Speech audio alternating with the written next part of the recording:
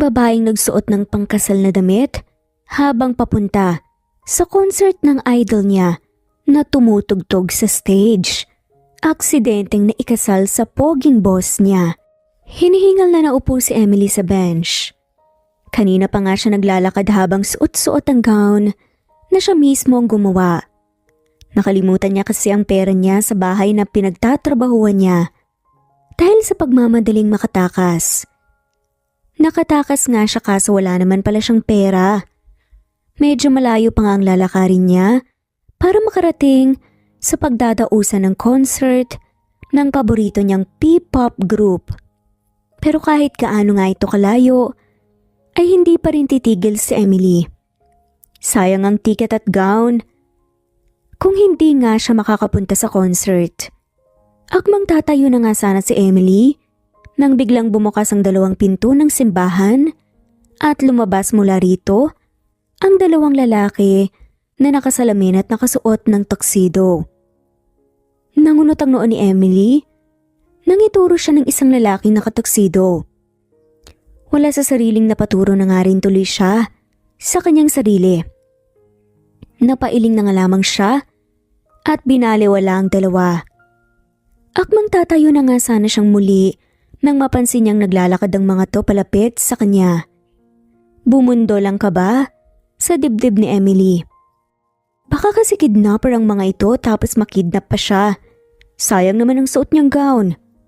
Nagmamadaling tumayo si Emily pero sa bigat ng gown niya ay napaupo na nga lamang siya ulit. Napasimangot na nga lamang siya nang hawakan siya ng dalawang lalaki sa magkabilang braso. Teka, anong kailangan niyo sa akin? Kung kikidnapin niyo ako, hindi na po ako bata. Babyface lang po ako pero matanda na po ako, no? Saad pa nga ni Emily na nakabusangot at pilit na hinihila nga ang kamay ng dalawang lalaki. Pero kahit anong hila niya, ay humihigpit lamang ang hawak ng mga to. Ano bang kailangan niyo? Nainis pa nga nasabi ni Emily. Sa halip na sagutin siya ng dalawang lalaki, ay laking gulat niya nang hilain nga siya nito, patayo, sa kawalang kahirap-hirap na binuhat. Yung isang lalaki nakasuporta nga sa likuran niya, habang yung isang lalaki naman ay nasa paa niya. Hoy! Anong gagawin niyo sa akin? Hindi ako mayaman, hindi ako masarap. Pakawalan niyo ako. Pilit na pagpupumiglas pa nga sa hawak ng dalawang lalaki. Pero wala itong epekto sa dalawa. Binabalang siya ng dalawang lalaki nang makarating siya sa harapan ng nakasarang pinto ng simbahan. Anong gagawin ko rito? Pwede ba? Kung prank lang to, huwag niyo na akong isali pa, may kailangan pa akong puntahan kaya babush. Akmang tatalikod na nga sana si Emily nang hawakan siya ng isang lalaki sa braso. Hindi ka pwedeng umalis. Magpapakasal pa kayo ni boss. Seryosong sabi ng lalaki. Ha? Anong magpapakasal? Wala nga akong jowa tapos magpapakasal pa ako. Natigilan nga sa pagsasalita si Emily nang bumukas ang pinto ng simbahan. Bumungad sa kanyang nakangiting mga tao. Hindi ito familiar sa kanya. Nanigas nga sa kanyang kinatatayuan si Emily. Gusto niyang tumakbo pero napako ang titig niya sa lalaking nasa altar at naghihintay sa kanya. Pakiramdam ni Emily na laglag ang panty niya, ang pogi kasi ng groom. Samantala hindi maitago ang inis sa mukha ni Lucas habang nakatitig sa babaeng nasa dulo ng simbahan. Kanina pa ito nakatayo doon pero hindi pa ito naglalakad. Naiinip na siya. Halos pagkalapag ng eroplano niya ay dumiretso na kaagad siya sa simbahan para asikasuhin itong kasal niya sa isang hindi kilalang babae para lang makuha niya ang mana niya. Huminga muna ng malalim si Lucas. Pilit niyang pinapakalma ang sarili at ramdam niyang nagtataka na nga rin ang kanyang mga bisita. Ano bang klaseng nakuha niyo, Oliver? Syunga-syunga! Naiiritang sabi pa nga ni Lucas at malalaki nga ang hakbang na naglakad patungo kay Emily. Nang makalapit nga siya rito, ay kitang-kita niyang pamimilog ng mata ng dalaga. Napairap na nga lamang siya sa kahinawakan sa kamay ang babae. Sa susunod, huwag mo akong paghintayin. Walang emosyon na tugon nga ni Lucas. Teka lang hindi nga ako yung bride mo. Manahimik ka na lang, pwede ba? Huwag mo nang dagdagan pa ang init ng ulo ko. Naiiritang sabi nga ni Lucas nang makarating sila sa harapan ng altar at pilit pa rin siyang binubulangan ni Emily. Pero binaliwala lamang ito ni Lucas. Nang tanungin na nga sila ng pare, ay agad na sumagot si Lucas, pero halos mamula sa inis si Lucas dahil tumanggi nga si Emily. I don't kasi hindi ko naman siya kilala eh. Wrong grammar pa nga nabulong ni Emily na tanging pari at siya lamang ang nakakarinig. Mabuti na lamang. Sinamaan niya ng tingin si Emily. Anong binayaran? Binitbit nga lang ako ng mga tauhan mo sa labas eh. Kaya pwede ba paalisin mo na ako? Kailangan ko pang pumunta sa concert ng idol ko. Hindi na nakasagot pa si Lucas. Nangitulak nga siya ni Emily at malalaki na ang hakbang ng dalaga na tumakbo palabas ng simbahan. Narinig ang singhapan sa loob pero mas nanaigang galit ni Lucas. Nagngingit-ngit ang ngipin na nilingon nga niya si Oliver na hindi makatingin sa kanya. Agad niya itong kinuwelyohan at akmang sasapakin na nga sana nang magsalita ito. Hindi siya ang bride na binayaran ko. Tinawagan ko ang babae at sinabi niyang hindi pala siya pinayagan ng boyfriend niya na magpakasal sa'yo. Huwag kang mag-alala. Binalik niya ang pera sa akin. Nanginginig nga pero madiin ang sagot ni Oliver. Teka, sino yung babaeng yun? Matigas naman na saad nga ni Lucas.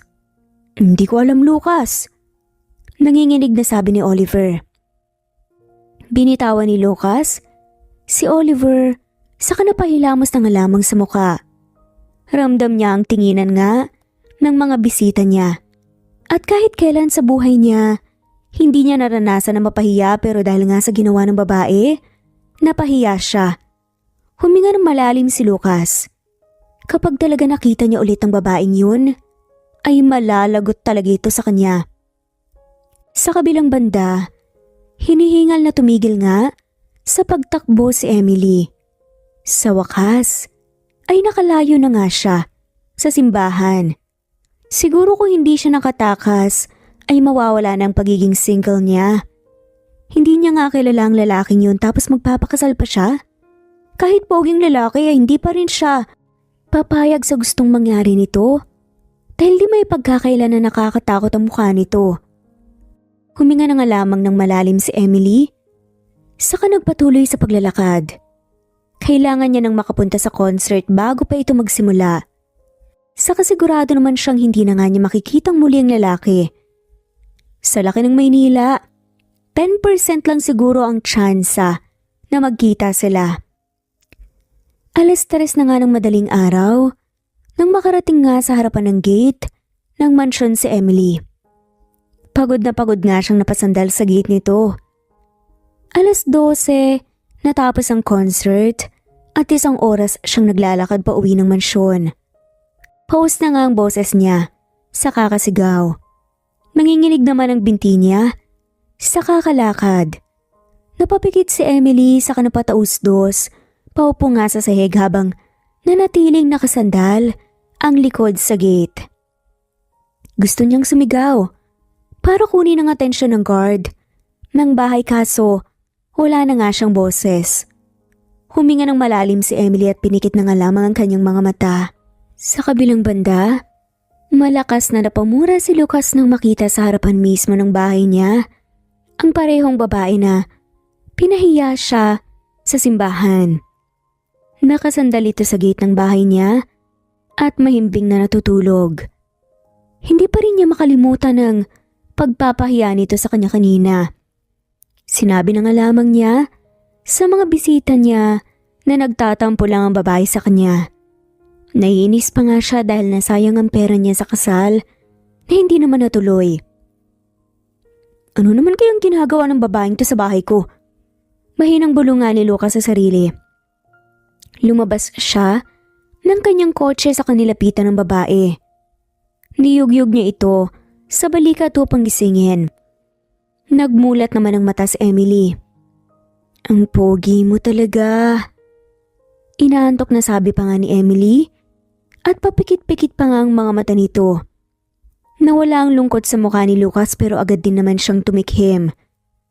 Akmang magsasalita na nga sana siya nang lumapat ang labi ni Emily sa labi ni Lucas.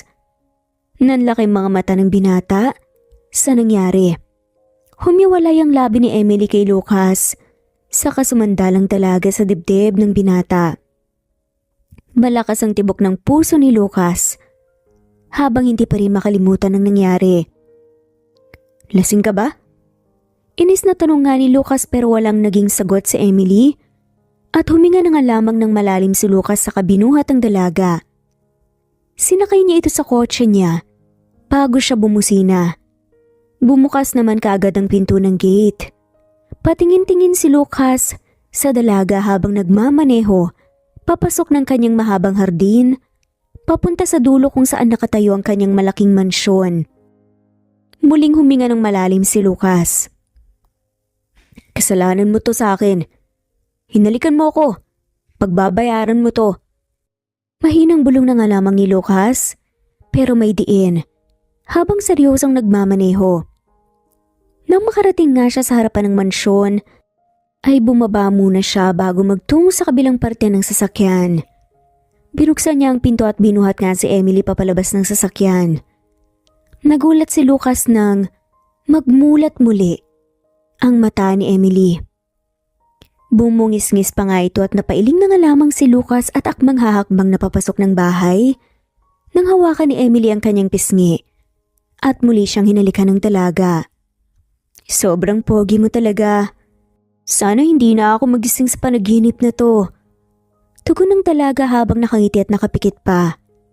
Huminga ng malalim si Lucas upang pakalmahin ang puso niya na hindi mapakali sa pagtibok. Pagbabayaran mo talaga to. Seryosong sabi ni Lucas sa katuluyan ng pumasok ng kanyang bahay. Kinabukasan alimpungatan si Emily sa malakas na sigaw ng kanyang pinsan na si Rhea. Humihikab pa nga siya, bumangon pero natigilan siya nang mapagmasdan ng paligid. Hindi ito ang kwarto niya. Teka, nasan ako? Alarmang tanong nga ni Emily sa sarili at kinapan niya ang kanyang sarili at nakahinga siya ng maluwag dahil wala naman siyang galos sa katawan. At parang wala namang kakaiba. Mukhang hindi rin naman nabiyak ang petsay niya dahil wala naman siyang naramdamang sakit sa gitna ng kanyang mga hita. Nanuot sa kanyang ilong ang amoy ng lalaki. Napapikit pa nga siya kasi sobrang bango ng paligid pero natigilan siya nang marinig nga muli ang boses ni Rhea. Pagtingin niya rito ay nanlilisik nga ang mga mata nito. Hindi ka pa bababangon, Emily? Alam mo ba kung kaninong kwarto itong tinutulugan mo, ha? Lasing ka kagabi. At nakalimutan mo kung saan ang kwarto mo. Mahabang sermon nga sa kanya ni Rhea. Napabalikwas na nga lamang siya dahil doon. Saka parang napapasang umalis sa kama. Nasan ba ako? Kaninong kwarto to, ate? Kay Boss Lucas. Malakas na sigaw nga ni Rhea. Ano? Hindi ko alam kung paano ka napunta sa kwartong to pero Diyos mio naman, Emily. Sa dami ng kwarto sa mansyon, sa kwarto pa talaga ng boss natin? Nag-aalalang tugon nga ni Rhea. Ha? Hindi ko alam eh. Hindi ko nga alam kung bakit ako nandito eh. Hala, baka sisantihin ako. May pamilya pa ako sa probinsya, ate. Sumama ang tingin sa kanya ni Rhea. Huwag ka nang magdrama pa. Tara na sa labas bago pa umuwi si Boss Lucas. Sabi ng guard umuwi na raw siya kagabi pero umalis din ka agad. Pasalamat ka at mukhang hindi ka naabutan sa kwarto niya. Tara na nga. Magasikaso ka na kasi. Maya-maya siguradong nandito na yun. Ani nga ni Rhea. Tumango na nga lamang kaagad si Emily sa tinura ng kanyang pinsan. Paglabas nila, sa kwartong yun ay nagmamadali siyang nagtungo sa kwarto niya Bawat katulong sa mansyon na yon ay may sari-sariling kwarto sa first floor. Mabilisan na lamang ang pag-asikaso ni Emily sa kanyang sarili. Hindi may pagkakailang kinakabahan nga si Emily dahil yun ang unang beses na makikita niya ang big boss ng mansyon. Nang matapos nga siya ay lumabas na nga siya ng kanyang silid. Nabutan niya ang iba pang mga katulong na nakatayo at nakahilera sa may pinto. Agad siyang sumabay kay Rhea. Nasa may pinto siya kaya kitang-kita niya ang magarang sasakyan na pumarada sa harapan ng mansyon. Pigil ang hininga ni Emily nang bumukas ang sasakyan at napaawang na nga lamang ang kanyang labi nang makilala ang lalaking lumabas mula rito. Ang lalaking yun ay ang groom ng tinakbuhan nga niyang kasal. Automatikong napunta nga sa kanya ang tingin ng lalaki. Walang emosyon ang tingin nito pero hindi maintindihan ni Emily kung bakit sobrang lakas ng tibok ng puso niya. Siya si Boss Lucas. Siya ang nagpapasahod sa atin. Ngayong nandito na siya, ayusin mo ang galaw mo ah. Ayaw niya nang tatamad-tamad lalo na sa mga tumatakas. Bulong nga ni Rhea. Napalunok na nga lamang siya nang maglakad nga palapit sa kanila si Lucas. Pakiramdam ni Emily, sila lang dalawa ni Lucas doon. Nang makalapit si Lucas, tumigil nga ito sa harapan niya. Medyo nakaangat pa nga ang kanyang tingin dahil matangkad ang binata. Kamusta ang tulog mo? Napakunot noo si Emily. Ano po? Ang tanong ko, kamusta ang tulog mo? Maayos naman. Umangat ang sulok ng labi ng binata. Mabuti naman. Maayos din ang tulog ko kapag akong natutulog sa kama ko eh. Ano? Pumunta ka mamaya sa kwarto ko. Pagkatapos niyang sabihin yun, nilagpasan nga ni Lucas si Emily, saka dire-diretsong umakyat sa hagdan. Saglit na natulala nga si Emily pero agad din na natauhan nang hampasin nga siya ng pinsan. Anong ibig mo sabihin nun ha? Si Boss Lucas ang nagdala sa'yo sa kwarto niya? Kulat na sabi nga ni Rhea. Hindi ko alam. Pagtanggi naman ni Emily. At hindi nga niya alam kung ano ang sasabihin. O sige, magtrabaho na lang tayo at ikaw pumunta ka sa kwarto ni boss. Wala naman tayong magagawa sa utos niya eh. Nakangising sabi na nga lamang ng pinsan niya. Hindi na nakaangal pa si Emily nang iwan nga siya ni Rhea. Nakatitig na nga lamang ang dalaga saka nasa hagdan nga siya habang napapalunok. Hindi pa rin siya makapaniwala na makikita niyang muli ang lalaki. Iniling na nga lamang niya ang ulo saka bumalik sa kwarto niya. Muli niyang inayos ang sarili. Bago niya, may isipan na puntahan nga si Lucas sa kwarto nito. Baka gusto nga siyang parusahan ni Lucas dahil sa pagtakas niya sa kasal o kaya naman ay baka sisantihin na nga siya. Napalunok na nga lamang si Emily. Lumabas siya ng kanyang silid at dire-diretsong tinungo ang kwarto ni Lucas. At magkakatok na nga sana siya nang bumukas ito. Bumungad sa kanyang katawan ng lalaki. Saglit siyang natulala rito bago tumikhim.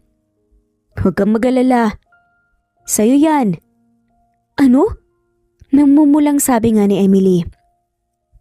Ngumisi lamang si Lucas, saka hinila siya papasok ng kwarto.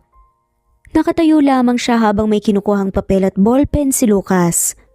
Pagkatapos ay lumapit nga ito sa kanya saka iniabot nga ang papel at ballpen. Pirmahan mo to. Ano to? Takang tanong nga ni Emily. Marriage contract. Marriage? As in kasal? Nangunot ang noon niya sa kabinasa ngang nakasulat. Nanlaki ang mga mata niya nang makita na kontrata nga ito ng pag-iisang dibdib nila. Ano to? Ayoko to. Wala kang magagawa, Miss Emily. Paano mo nalaman ang pangalan ko? Hindi ba uso sa'yo ang pagtatanong? Napasimangot na nga lamang ang babae. Bumaba ang tingin niya sa kontrata. Sobrang lakas ng kabog ng dibdib niya. Nagpo-propose ka ba? Ang pangit ng proposal mo ah. Hindi man lang ako kinilig. Wala man lang sing-sing. Pili ang sabi pa nga ni Emily. Natigilan nga siya ng mapagtanto ang sinabi niya. Agad siyang tumikhim sa kayumuko upang itago nga ang namumula niyang muka. Ibig kong sabihin. Magbihis ka. Alis tayo. Ano? Kunot noong tanong nga ni Emily at napahilot nga si Lucas sa sentido. Tanga ka ba o bingi? Sabi ko magbihis ka kasi alis tayo. Bibili tayo ng singsing. Nagbibiro lang ako. Wala akong pakialam. Bibili tayo dahil mag-asawa na tayo, pirmahan mo na yan. Kasi kung hindi lang ikaw ang mawawalan ng trabaho. Balita ko, pinsan mo si Rhea. Nanlaki yung mga mata ni Emily. Walang alinlangan na pinirmahan nga niyang kontrata. Ayaw niyang mawala ng trabaho si Rhea. Malaki na nga ang utang na loob niya rito magmula nung tinulungan siya nitong makapasok bilang katulong sa mansyon nito. Napangisi si Lucas sa kahinablot nga ang papel. Good. Magbihis ka na. Kasal na ba talaga tayo? Hindi makapaniwalang tanong nga ni Emily. Ramdam niya na anumang minuto, mahihimatay na nga siya dahil sa bilis ng tibok ng dibdib niya. Oo nga, diba? Kailangan pa bang ulit-ulitin? Kasal na nga. Kasal.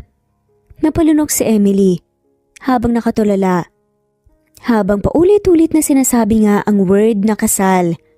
Kinakapos na nga siya ng hininga. Napahawak siya sa dibdib niya sa kapumikit pero patuloy pa rin sa pagwala nga ang kanyang puso sa tuwing iniisip niyang kasal na nga talaga siya. Hindi na nga yun nakayanan ni Emily dahil namalaya na nga lamang niya na bumagsak siya sa malambot na kama. Sa kabilang banda, napatanga si Lucas habang nakatingin kay Emily na walang malay na nakahiga sa kama niya. Napahilot na nga lamang siya sa sentido bago inayos ang higa ni Emily. Tinitigan niya ng mabuti si Emily at napahiga na nga lamang ng malalim dahil naguhuramentado na nga ang dibdib niya.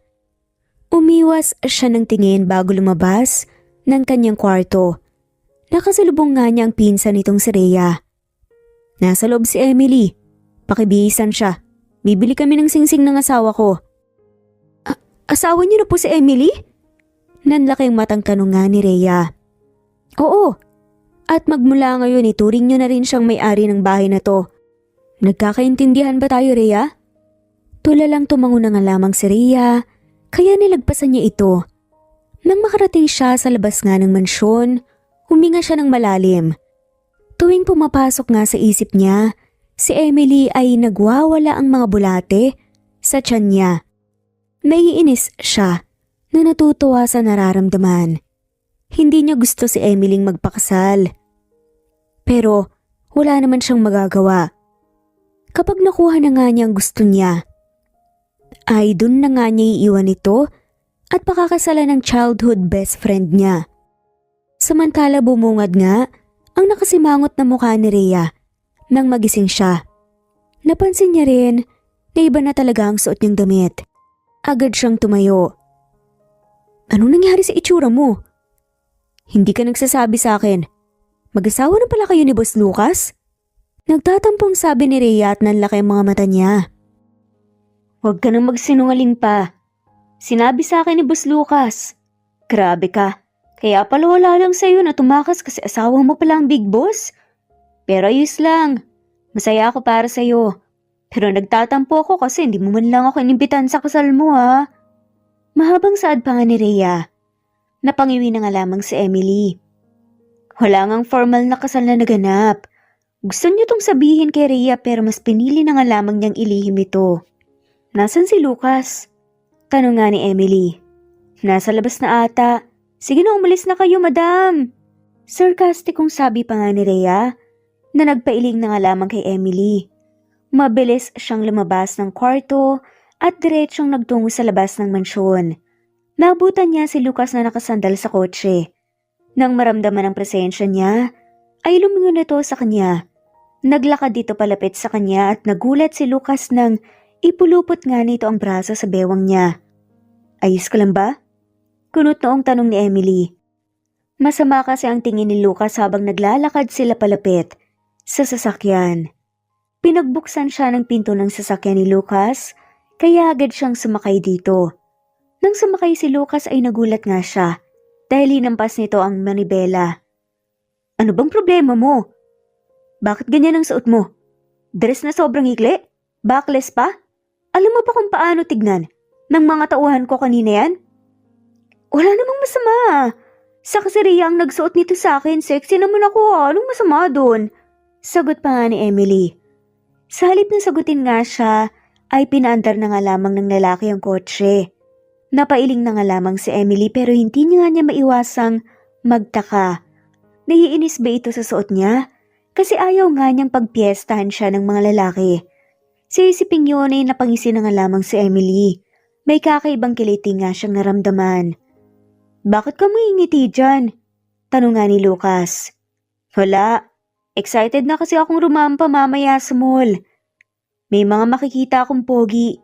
Sigurado kong maakit sila sa suot. Walang maaakit kasi babalik tayo sa bahay ngayon din. Iuutos ko na lang kay Oliver na siya ang bumili ng singsing natin. Napakunot noon na nga lamang si Emily. Ano ka ba naman, Lucas? Wag na, dumiretso na tayo. Andito na tayo eh. Sayang naman yung effort nating paggayak, diba? Ayoko. Sa bahay na lang tayo, ipagluto mo ko. Paghuhuramentado nga ni Lucas. At hindi naman maintindihan masyado ni Emily kung bakit. Hindi na nga lamang umimik si Emily. Tumingin na nga lamang siya sa bintana at inisip kung ano nga kaya ang pwedeng mailuto para dito. Pagbalik nila sa mansyon, agad na bumaba si Emily. Nagulat nga siya nang makasalubong niya ang isang poging lalaki. Kamukha nga nito ang bias niya sa P-pop group na paborito niya. Ang pogi mo ah! Hindi makapaniwalang sabi nga ni Emily sa katumili. Niyakap niyang lalaki at mangyayakap na nga din siya dito nang makarinig nga sila ng boses. Kapag hindi mo siya binitawan, Oliver, mawawalan ka ng trabaho. Saad ni Lucas sa lalaki. Nagulat nga si Emily dahil mahina siyang itinulak ni Oliver. Pasensya na po, seloso ang asawa mo eh. Napapakamot sa ulo na nga lamang nasabi ni Oliver. Seloso? Nagsiselos ka? Mumingising sabi pa nga ni Emily kay Lucas. Umirap si Lucas sa katinigdan nga si Oliver. Inabutan niya ito ng pera bago nga siya hawakan ni Lucas at hilahin papasok nga ng bahay. Lucas, nagsiselos ka nga ba talaga? Pangungulit pa nga ni Emily. Hindi. Malamig na sa dama ni Lucas.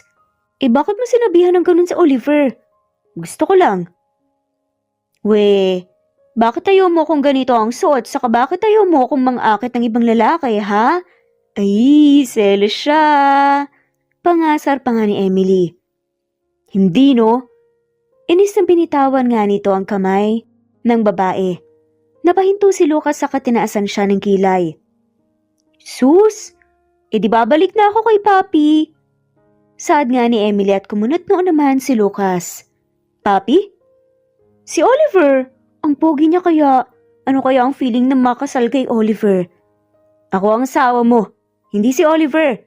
Nakasimangot na tugon pa nga ni Lucas. Ano naman? Gusto ko pa rin si Oliver. Alam ko na. Sasama na lang ako sa kanya. Napatili si Emily nang hilain nga siya ni Lucas pasandal sa dingding. At walang sabi-sabing hilikan nga sa labi. Ilang segundo lang yun pero halos magwala nga ang puso niya. Bakit mo ko hinalikan? Bawal ba? Asawa kita eh. Hahalikan kita. Saad pa nga ni Lucas. Hindi nakaimik si Emily. Wala sa sariling hinawakan nga niyang sarili nga niyang labi. Ngumisi naman si Lucas sa hinawakan siya sa kanyang kamay. Tulala lamang si Emily habang paulit-ulit sa utak niya ang paghalik sa kanya ni Lucas. Huminga muna siya ng malalim at nang kumalma na nga siya na nga mismo ang naunang pumasok sa kusina. Pagpasok niya, walang ibang tao ang naroon. Agad niya na nga rin inasikaso ang mga sangkap para sa lulutuin nga niyang munggo. Anong lulutuin mo sa akin, Cherry? Natigilan si Emily sa sinasabi ni Lucas. Cherry? Sino yun? Ikaw. Lasang Cherry kasi ang labi mo eh, kaya tatawagin kitang Cherry. Nakangising sabi na nga lamang ni Lucas. Nang lingunin niya ito, nakangisi na nga ito at umirap siya. Ayoko niyan. Pangit. Maganda kaya kapag naalala kong salitang cherry, nalalasahan ko ang labi mo. Saad pa nga ni Lucas ng pilyo. Asus! Ang sabihin mo, may kabit kang nagngangalang cherry at dinadahilan mo lang ang labi ko. May bahid ang inis pa nga nasabi ni Emily. Sa tuwing iniisip niya pa lang, na totoong sinasabi niya, ay parang gusto na nga lamang niyang saksakin ng paulit-ulit ang manok na hawak niya. Mahinang tumawa si Lucas. Nagulat si Emily nang maramdaman nga ang hininga ng lalaki sa kanyang likuran. Pakaramdam niya ay nanigas nga siya sa pwesto niya. Amoy cherry ka rin. Mahinang sabi pa nga ni Lucas at napalunok nga siya. Bitawan mo nga ako, Lucas! Bakit? Kinakahiya mo ba ako? Mahal kong asawa? Pangasar pa nga ng lalaki. Nagluluto kasi ako. Umira pa nga si Emily. Ano naman? Mas gaganahan ka kapag nakatikit ako sa'yo, tama? Gustong umiling ni Emily pero hindi nga niya magawa. Nagwawala na naman ang puso niya. Kaya naman mahina nga niyang siniko si Lucas. Hoy Lucas, lumayo ka na. Baka may pumasok, nakakahiya. Mahinang sabi naman ni Emily. Ano naman? Asawa naman kita, 'di ba? Pinilit mo akong maging asawa mo. Correction lang, Lucas. Nakasimangot na sabi nga ni Emily. Nang bitawan nga siya ni Lucas. Nakahinga siya ng maluwag pero halos mahigit nga niya ang kanyang hininga nang paharapin nga siya ni Lucas at walang sabi-sabing hinalikan siya sa labi. Napasinghap siya nung una pero agad ding tumugon. Tuluyang nagpadala si Emily sa nakakabaliw na halik nga ni Lucas. Natigilan lamang siya nang may tumikhim nga at namumula nga niyang itinulak si Lucas. Sorry po. Akala ko po walang tao. Rinig niyang sabi ni Rhea. Nang magangat nga siya ng tingin, wala na nga roon si Rhea. Sinamaan nga niya ng tingin si Lucas na dinidilaan nga ang sariling labi. Mukha kang adik, Lucas. Tigil mo nga yan. Naiinis na sabi na nga lamang ni Emily. Upang itago nga ang kakaibang kilig na nararamdaman. Lasang cherry talaga ang labi mo. Parang nagtataka rin tuloy ako kung cherry din ba ang lasa ng... Nanlaki nga ang mata ni Emily at tinakpan nga ang katawan nang haguri nito ng paningin ni Lucas. Lalong nag-init ang pisngi niya. Alam mo, napakabastos mo. Lumabas ka na nga lang sa kusina at magluluto na ako. Mahinang natawa na nga lamang si Lucas. Bumalik ito sa kanyang kinauupuan, saka ngumisi nga sa kanya. Magluto ka na. Nagugutom na ako, Cherry. Napairap na nga lamang si Emily at nagsimulang magluto. Nang matapos siyang magluto ng munggo, nakangiti niyang nilagyan ng pagkain ng plato ni Lucas. Kain na. Nakaising sabi nga ng dalaga. Nang titigan niya si Lucas, naguramentado na naman ang dibdib niya. Bakit ganyan ka makatingin? Namumulang tanong ng dalaga. Mahinang tumawa nga si Lucas, saka umiling. Wala naman, Cherry. Huwag mo nga akong tatawagin, Cherry. Emily ang pangalan ko. Alam mo ang kulit mo. Whatever, Cherry. Napabuntong hininga na nga lamang si Emily. Umupo na nga siya sa kanyang upuan na takmang susupo na nga ng munggo nang hawakan ni Lucas ang likod ng kanyang ulo at pagdikitan nga ang labi nila. Naramdaman niya kung paano kunin ni Lucas ang munggo sa bibig niya. Ilang segundo rin yung nagtagal bago humiwalay nga si Lucas. Mas masarap ang munggo kapag nasa labi mo. Napaawang na nga lamang ang labi ni Emily. Pakiramdam niya, kulay kamatis na nga siya. Tumikim na nga lamang siya at pinagpatuloy na nga lamang ang pagkain. Buong akala ni Emily, hindi nga sila magkakamabutihan ni Lucas pero umabot ang linggo hanggang sa mag-iisang buwan, walang araw na hindi nga sila magkasama. Kilala na nga rin siya sa mansyon bilang bagong asawa ni Lucas. Hindi rin maiwasang kiligin ni Emily sa bawat ginagawa ni Lucas at inaamin nga niya sa sarili na iba nga ang epekto ng lalaki sa kanya. Wala ring araw na hindi nga siya hinalikan ni Lucas sa labi, kaya pakiramdam ni Emily matutunaw nga siya sa maliit na galawan ng lalaki. Hindi akalain ni Emily na gano'n ang magiging epekto ni Lucas sa kanya. Isang umaga kakalabas lamang ni Emily sa kanyang kwarto Nang makita niya si Lucas na nakatitig sa kanya, napalunok siya. Kahit mag-asawa na nga sila, hindi pumayag si Emily na matulog sila sa isang kama na nirespeto naman ni Lucas. Akala ko nasa trabaho ka. Sambit ni Emily at napakurap na nga lamang siya nang halikan siya sa labi ni Lucas. Kakatapos lang. Mag-impake ka na. Aalis tayo. Nangunot ang noon ni Emily pero bago pa man siya makapagtanong, nagsalitang muli si Lucas. Pupunta tayo ng Baguio, Cherry. Nanlaki mata ni Emily. Matagal niya nga ang pinapangarap na makapunta sa Baguio at isa yun sa mga wishlist niya noon. Talaga? Ngayon na ba? Oo, kaya mag-impake ka na at pwede ba? Huminga ng malalim si Lucas sa kasinamaan siya ng tingin. Huwag kang magbibihis ng labas ang kahit na anong parte ng balat mo. Bukod sa malamig doon, ayokong pinagkakatitigan ka ng mga lalaki. Nagkakaintindihan ba tayo? Agad tumango na nga lamang si Emily. Napatingin nga ito sa likuran ni Lucas at napangisi na nga lamang siya nang makita na naroon si Oliver. Nang tignan niya si Lucas, lalong lumawak nga ang ngiti niya. Oliver, baby! Tila nangasar pa nga saad nito. Napalingon si Lucas kay Oliver. Akmang tatakbo si Emily papunta kay Oliver nang pigilan siya ni Lucas. Sinamaan siya nito ng tingin na nagpanguso nga sa kanya. Subukan mo. Umirap nga si Emily. Joke lang. Heto naman di mabiro. Napalunok muna si Emily bago ipinaikot nga ang braso sa likod ng leeg ni Lucas. Tinitigan niya ng mabuti ang lalaki. Hindi niya kalain na asawa niya ito. Nang bumaba nga ang tingin niya sa labi ay walang pakundangan na hinlikan niya ang binata. Natigilan na nga lamang siya. Nang may tumikhim, agad na lumayo si Emily sa kayumuko. Pakiramdam niya ay nag-init nga ang buo niyang katawan, lalo na ang pisngi niya. Mag-iimpake lang ako. Mabilis na sabi nga ni Emily, saka kumaripas nga ng takbo papasok ng kwarto niya. Samantala tumikim si Lucas upang matauhan. Pakiramdam niya ay nanigas nga siya kanina nang halikan siya ni Emily. Isama pang abnormal na tibok ng puso niya. Nang tumingin siya kay Oliver, nakangiti ito. Anong giningiti-ngiti mo dyan? Nakasimangot na sabi ni Lucas. Wala lang. Apektado ka sa halikan no. Akala ko ba gagamitin mo lang? Ani nga ni Oliver. Natuto pang dila ni Lucas. Si Oliver ay isa rin niyang childhood best friend. Kapatid nito si Natasha na siyang pinangakuan nga niyang papakasalan nga noong mga bata pa sila. Huwag ka na lang makailam, Oliver. Saad ni Lucas. Sabagay, aakitin ko na lang siya kapag magpo-propose ka na kay Natasha at annulled na kayo. Nakaising sabi nga ni Oliver. Lalong sumama ang timpla ni Lucas. Umalis ka na rito, Oliver.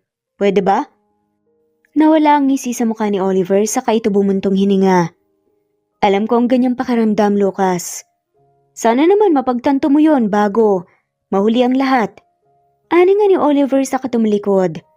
Napaiwas na nga lamang ng tingin si Lucas. Sobrang komplikado na nga nang nangyayari sa kanya. At aminin man niya o hindi, alam niya sa sarili na unti-unting nagkakaroon ng espasyo sa puso niya si Emily. Sa kabilang banda pagkatapos mag-impake ni Emily, dumiretso na nga siya kaagad patungo sa labas ng mansyon. Naroon na nga si Lucas sa loob ng sasakyan at naghihintay sa kanya. Agad siyang pumasok ng sasakyan at nilagay nga sa backseat ang bag niya. Excited na ako. Pumupungis-ngis nga na sabi ni Emily. Natigilan siya nang lapitan siya ni Lucas at halikan sa labi saka itong umiti sa kanya. Ako rin, Cherry. Excited na ako makasama ka. Inayos nga ni Lucas ang seatbelt tapos bumalik sa upuan. Napanguso na nga lamang si Emily sa katumingin sa bintana ng umandar na nga ang kotse. Ilang beses siyang napabuntong hininga habang pinapakiramdaman ng sariling puso. Alam ni Emily na hindi nga yun simpleng atraksyon lang sa lalaki. Alam ni Emily na lumalalim na ang nararamdaman niya kay Lucas at hinihiling niya na lang sa sarili na huwag na siyang mahulog pa, lalo na at wala siyang kasiguraduhan kung sasaluhin ba siya. Habang nasa biyahe, ay nakatuon lamang ang atensyon ni Emily sa daan. Nakabukas ang bintana ng kotse dahil ayaw niyang makaramdam ng hilo. Hindi niya kasi gusto ang amoy ng kotse. Samantala, patingin-tingin naman si Lucas kay Emily habang nagmamaneho. Gumugulo sa isip niya ang sinabi ni Oliver at kahit itanggi niya ito sa sarili niya, ay alam niyang kailangan niyang iwan si Emily para tuparin ang pangako kay Natasha. Kung tutuusin, pwede niya nang pakasalan si Natasha kaysa kay Emily. Kaso abala naman si Natasha sa modeling career nito, kaya naisipan niyang magpakasal sa iba at makipaghiwalay kapag nakuha niya na ang mana. Natigilan si Lucas sa pag-iisip nang tumunog ang telepono niya. Mula sa gilid ng kaniyang mata ay napatingin din si Emily. Kinuha ni Lucas ang kaniyang earpods bago sinagot ang tawag ng kaniyang ama. "Daddy, kumusta? Napatawag ka?" Tanong nga ni Lucas. At bungad naman ito, "Lucas, nabalitaan ko. Kinasal ka na pala? Akala ko kay Natasha pero nalaman ko kay Oliver na, sa ibang babae pala. Sakto rin na ngayon palang dumadating dito sa London ang pinadala mong marriage certificate niyo ni Emily. Sabihin mo nga sa akin, anak. Akala ko ba yung si Natasha ang pakakasalan mo? Kasi nung mga bata pa kayo, pinangakuan mo nga siya at gusto mo rin naman na siya yung ikasal sa'yo. Pero bakit biglang naging Emily na?" Mahabang saad nga ng kanyang ama. Napabuntong hininga na nga lamang si Lucas. "Dad, alam ko ang ginagawa ko. Sa ngayon, tuparin mo ang pinag-usapan natin." "Dahil ba sama na anak? Anak, masasaktan si Emily sa ginagawa mo. Nagawa ko lang naman ang kasunduan na yun dahil gusto na kitang mapakasal kay Natasha tapos hindi ko akalain na sa ibang babae ka pala magpapakasal. Ganyan ba kita pinalaki, Lucas? Manggagamit?" Sermon pa nga ng ama. Humigpit ang hawak ni Lucas sa manibela pero pinilit nga niyang pakalmahin ang sarili. "Dad, please. Tuparin mo na lang ang pangako mo sa akin. Sige, kung yan ang gusto mo, uuwi kami ni mommy mo next week dyan sa Pilipinas. Para formal na maibigay ko na sa inyo ang mana mo. Pero ito ang tatandaan mo, Lucas. Huwag kang lalapit sa amin ng mommy mo kapag nagsisi ka sa ginawa mong yan." Ani pa nga ng ama bago patayin nga ang tawag.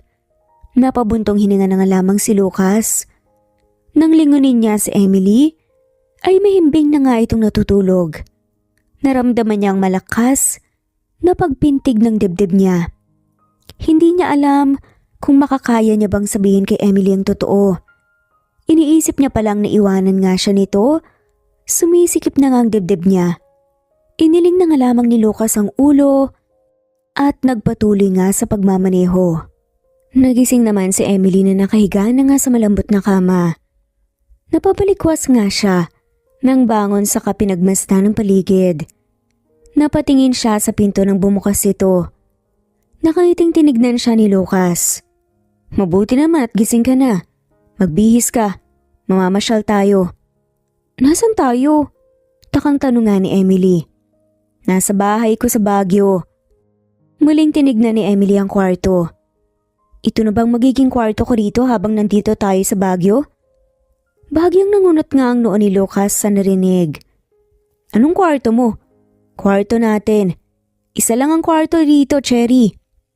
Nanlaki ang mga mata ni Emily. Akmang ibubukan na nga niya ang kanyang bibig para umangal nang magsalita nga si Lucas. "Huwag ka nang umangal pa. Magbihis ka na. May bagong bukas na amusement park malapit lang dito. Sige na, Cherry. Hintayin kita sa baba." Ani nga ni Lucas saka nga siya kinindatan bago lumabas nga ng kwarto. Napakamot na nga lamang ng ulo si Emily saka napipilitang bumangon. Mabilis lang siyang nag-asikaso at nagbihis bago nga niya naisipang lumabas ng kwarto. Bumaba nga siya ng hagdan at naabutan nga sa sala si Lucas na naghihintay nga sa kanya. Tumikhim siya para makuha ang atensyon nito. Umangat naman ang tingin ni Lucas at napangiti. "Ang ganda mo ngayon ah." Tumaas naman ang isang kilay nga ni Emily. "Dati na akong maganda, Lucas." "Oo na, dati ka nang maganda. Sexy din. Sabihin mo Sad pa nga ni Emily. Oo na. Saka mabait, maalaga, matalino, mapagmahal, hindi pa? Pangungulit pa nga ng babae. Ngumiwi na nga lamang si Lucas, saka hindi makapaniwalang tinignan si Emily. Abuso ka na. Mahina na nga lamang napabungis-ngis si Emily. Magkasama silang lumabas ng bahay at nang makasakay nga sa kotse, agad yung pinaantar ni Lucas. Napatitig si Emily kay Lucas nang hawakan nito ang kamay niya. Ikaw pasimple ang galaw mo. Pangasar niya kay Lucas. Bawal ba? Asawa naman kita. Sad pa nga nito. Sige nga, kiss mo nga ako kung asawa talaga. Nanlaki yung mata ni Emily nang dumukuwang nga si Lucas at mabilis siyang hinalikan. Nakangising bumalik nga sa pagkakaupo si Lucas. Napatunayan ko na ba na asawa kita? Nagbibiro lang ako no. Bardagulan pa nga ng dalawa. Walang biro-biro sa akin. Ano, gusto mo ba ang kiss para mapatunayan ulit na walang makakabiro sa akin lalo na kung patungkol dyan? Napairap na nga lamang si Emily sa tumingin sa bintana. Pasimple niyang dinilaan ng labi at napailing na nga lamang nang maalala si Lucas. Huminga siya ng malalim. Pakiramdam niya ay malalaglag na nga ang puso niya sa rib cage niya. Ilang saglit pa ay lumipas bago makarating nga si Emily at Lucas sa amusement park. Agad siyang bumaba ng kotse, saka nakaawang ang labi na pinagmasdan ng paligid. Ang ganda! Ang daming rides! Takot ka ba sa heights, Lucas? Tanong nga ni Emily kay Lucas na nasa tabi niya. Sakto lang naman, bakit? Sakay tayo sa mga rides na yan. Libre mo ba? Napairap na nga lamang si Emily. Hindi mo nga ako sinasahuran kasi sabi mo asawa mo na ako. Tapos ngayon, magpapalibre ka na parang may pera ako. Oo na. Ang sungit mo naman, Cherry. Ako nang magbabayad basta mag-enjoy ka. Nakangiting sabi nga ni Lucas. Napairap na nga lamang si Emily at umiwas ng tingin para itago ang pamumula ng kanyang pisngi. Buong maghapon, hindi naman may pagkakaila na masaya sila sa bawat rides na sinasakyan nila. Inaamin din ni Emily sa sarili na nag-e-enjoy nga siya sa tuwing may sinasakyan silang rides ni Lucas. Samantalang hindi naman maipinta ang mukha ni Lucas sa tuwing inaaya siya ni Emily dahil bukod sa nahihilo na nga siya, halos sa isang oras ay nakakasampu silang sakay sa iba't ibang rides. Pero hindi pa rin may pagkakaila na masaya si Lucas sa tuwing nakikitang si Emily ay masaya din. Kahit gusto nga niyang umalis na sa amusement park. Gabi na, nang maisipan ni Emily na sumakay nga sila sa Ferris wheel para sa huling rides nga nila. Nakangiti lamang si Emily habang umaangat ang sasakyan nila. Grabe, ang ganda ng tanawin dito Manghang sabi pa nga ni Emily. Maganda nga. Tinignan ni Emily si Lucas at napakurap na nga lamang dahil nakatitig ito sa kanya. Ang ganda mo, Emily. Umiwas ng tingin si Emily para hindi makita ni Lucas ang pamumula ng kanyang pisngi. Ang saya ko. Hindi ko akalain na makakaranas ako ulit ng ganito. Pakiramdam ko bumalik ako sa pagkabata. Mabuti naman at naging masaya ka. Masaya rin ako dahil napapasaya kita. Muling natigilan si Emily. Gusto niyang sapakin si Lucas dahil sa pinagsasasabi nito na nagpapalakas ng tibok ng puso niya. Akmang magsasalita na nga sana siya nang magsalita si Lucas. Alam mo, ito ang first time ko sa amusement park. Totoo? Oo, lumaki kasi ako sa mga grandeng restaurant at grandeng pasyalan ang napupuntahan ko. Sa tuwing gugustuhin ko naman na pumunta sa amusement park, nahahalata ako na hindi yun gusto ng mga kababata ko. Kaya hindi na lang ako tumutuloy. Ay, ang pangit tuloy ng childhood mo. Sad naman ni Emily. Hindi naman sa ganun. Ang totoo niyan, maaga akong nagising sa reality na pera ang kailangan ng tao. Kaya halos trabaho lagi ang iniisip ko, wala akong panahon sa ibang bagay. Kahit ba sa pagmamahal? Banat pa nga ni Emily. Mahal ko ang mga pamilya ko. Pero hindi ko alam kung kaya kong magmahal ng iba pang tao bukod sa kanila. Hindi nakaimik sa Emily. Nakaramdam siya ng kakaibang kirot sa dibdib niya. Pero dapat subukan mo pa rin. Masarap kayong magmahal. Saad pa nga nito. Paano mo nasabi? Nagmahal ka na ba? Tanong ni Lucas kay Emily. Oo, mahal ko ang pamilya ko. Sa totoo niyan. Kaya ako nasa Manila kasi para sa kanila naman talaga to. Nag-iisa lang akong anak. At ako lang ang inaasahan ng mga magulang ko na nasa probinsya. Sila ang nagparamdam sa akin ng pagmamahal. Kahit mahirap lang kami. Hindi nila pinagkait sa akin na maging masaya at makuha ang mga gusto ko. Kaya ngayon, bumabawi ako sa pamilya ko. Kwento pa nga ni Emily. Mahal ko rin ang pamilya ko. Pero iba kasi yung magmahal ng hindi mo pamilya. Nagmahal na rin ako noon. Kaso nga lang, naghiwalay din kami. High school love lang naman yun. Pagkatapos nun hindi na ako nagka-boyfriend. Nag-asawa nga lang biglaan. Pahinang sabi nga ni Emily sa katumawa. Swerte nga ako eh. Sagot naman ni Lucas. Bakit naman? Kasi asawa kita, Cherry. Nilingon niya si Lucas at matama na naman itong nakatitig sa kanya.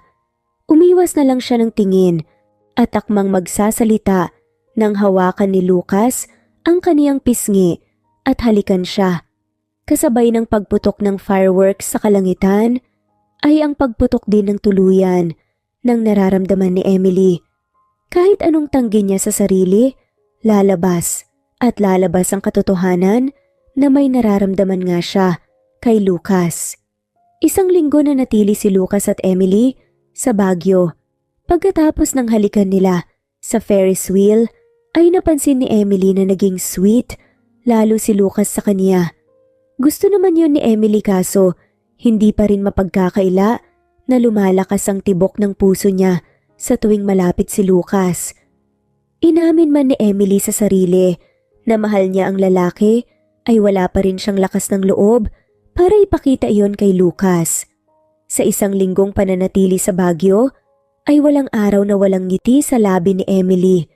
Dinala siya ni Lucas sa mga sikat na pasyalan sa Baguio at kapag naman nasa bahay lang sila ay nilulutuan siya ni Lucas. Kung umakto si Lucas ay parang mahal din siya nito. Hindi tuloy maiwasan ni Emily na isipin na baka may nararamdaman na sa kanya si Lucas. Ngayon ay bumabiyahe na sila pauwi ng Maynila. Napatingin si Emily sa bintana ng kotse nang pumarada na ang kotse sa harapan ng mansion ni Lucas sa Maynila. Halos 6 na oras din ang biyahe nila dahil sa sobrang traffic. Napangiti si Emily nang pagbuksan siya ng pinto ni Lucas at halikan ng likod ng kaniyang palad. Ang sweet naman ng asawa ko. Nakangising sabi pa nga ni Emily. Pinagsiklop nga niya ang kamay nilang dalawa ni Lucas. Parang hindi ka na nasanay sa akin. Sanay na. Kaunti na lang baka mahulog na ako sa'yo niyan, bahala ka. Pagbibiro pa nga ni Emily. Hindi pa ba? Ako kasi. Oo na eh. Baka hulog na nga. Kinindatan siya ni Lucas saka ito tumawa. Pilit nang umiti si Emily. Alam niyang biro lang iyon ni Lucas, kaya hindi niya maiwasan masaktan. Pakiramdam niya ay pinaglalaruan siya ng lalaki. Naglakad silang dalawa papunta sa pinto ng mansyon at nang buksan ito ni Lucas ay nanlaki ang kaniyang mata sa mga taong bumungad sa kaniya. Nasa harapan nila ang mga magulang ni Lucas na sina Don, Lander at Doña Cassie. Katabi ng mga ito si Oliver at ang isang magandang babae. Nasa tabi rin ng magandang babae ay isa pang magandang babae na kasing edad lang ng mga magulang ni Lucas. Nagulat si Emily nang lumapit yung magandang babae na kaedad lang nila kay Lucas. Saka sa mismong harapan niya ay kitang-kita niya kung paano lumapat ang labi nito sa labi ni Lucas. Ang mas kinasakit pa ay binitawan ni Lucas ang kamay ni Emily. Natasha? Biglang sabi nga ni Lucas, nandito na ako baby. I miss you so much. Hindi na ako tumawag sa'yo kasi gusto kong masorpresa ka. Ano, nasorpresa ka ba sa pagdating ko? Nakangiting sabi pa nga ni Natasha. Maluhaluhang umatras si Emily, saka mabilis na tumakbo palayo roon. Hindi man lang siya pinigilan ni Lucas. Pagpasok niya sa kaniyang kwarto, ay huminga siya ng malalim saka kinapa ang dibdib niya. Parang may milyong kutsilyo ang tumusok doon. Mahina siyang natawa. Mabuti na lang ay hindi siya umamin na mahal niya si Lucas. Kasi kung oo, baka magmukha lang siyang tanga. Bukod doon baka pinaglalaruan lang siya ni Lucas. Lalo na at biglaan ang naging kasal nilang dalawa. Sa kabilang banda, agad na tinulak ni Lucas si Natasha nang umalis si Emily. Akmang susundan niya ito nang pigilan siya ni Natasha. Baby, kailan ba yung kasal natin? Balita ko nagpakasal ka na sa iba. Akala ko ba akong pakakasalan mo? Maarting sabi pa nga ni Natasha. Huminga ng malalim si Lucas. Natasha, pagod na ako. Saka na lang natin yung pag-usapan. Kailan pa? Ngayon na kasi nandito ako eh. Magpakasal na tayo. At yung pinakasalan mo, siya ba yung babaeng yun? Ang arte ah. May pa-walkout pang nalalaman. Hindi niya ba alam na ginagamit mo lang siya? Naputo lang sasabihin ni Natasha. Natasha, tama na. Pagod ako kaya pwede ba? Lubayan mo ako. Galit na sigaw ni Lucas. Saka nagmamadaling nilagpasan sila. Hindi na siya pumunta sa kwarto ni Emily. Dumiretso siya sa kwarto niya, saka huminga ng malalim. Hindi niya maintindihan ang sarili. Dapat ay masaya na siya kasi ikakasal na sila ni Natasha. Pero sa tuwing pumapasok sa isip niya ang mukha ni Emily na umiiyak ay nasasaktan siya. Napahilamos na lamang siya sa mukha at nahiga sa kama. Ano bang ginawa mo sa akin, Emily? Mahinang tanong ni Lucas sa sarili. Samantala, mugto ang mata ni Emily nang lumabas siya ng kaniyang silid. Dumiretso siya sa kusina para uminom ng tubig pero natigilan siya nang makita roon si Natasha. Lihim siyang napairap. Inaamin niya naman na nagsiselos siya rito kaya hanggat maaari ay pinipigilan niya ang sarili na huwag itong suntukin sa mukha. Yaya, pwede bang pakiluto ako ng pagka... Naputol nga ang sasabihin ni Natasha. At palabang sagot nga ni Emily, hindi mo ko yaya. Nakasimangot na sabi ni Emily.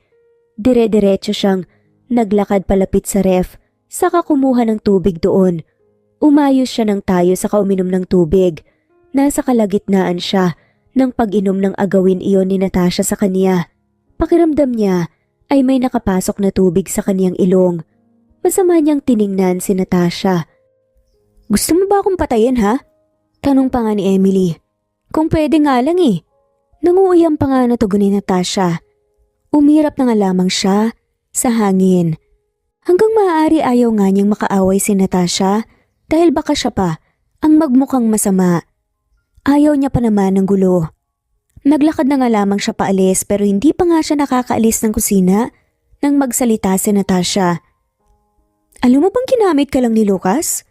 Diretsahang saad ni Natasha. Natigilan sa paglalakad si Emily. Nakatayo na nga lamang siya pero hindi nga siya lumingon kay Natasha. Bata pa lang kami, nangako na siyang pakakasalan niya ako. Kaso hindi ako makapaniwala na nagpakasal siya sa isang tulad mo para lang makuha ang mana niya. Alam mo bang kapag naipasa ni Tito ang mana niya kay Lucas, iiwan ka na niya agad? Ayan ang sabi niya kay Kuya Oliver. Kinamit ka lang niya para makuha ang mana niya. Hindi ka niya gusto. At kung ano man ang ginagawa niyo, sa ngayon, parte lang yun ang pagpapanggap niya. Mahabang sabi pa nga ni Natasha. Napaigtad na nga lamang ito nang maramdaman ang hininga ni Natasha sa kanyang tenga. Huwag ka nang umasa ng isang katulong na katulad mo. Mamahalin ni Lucas. Akong gusto niya. Akong mahal niya. Hindi ang isang hampas lupang katulad mo.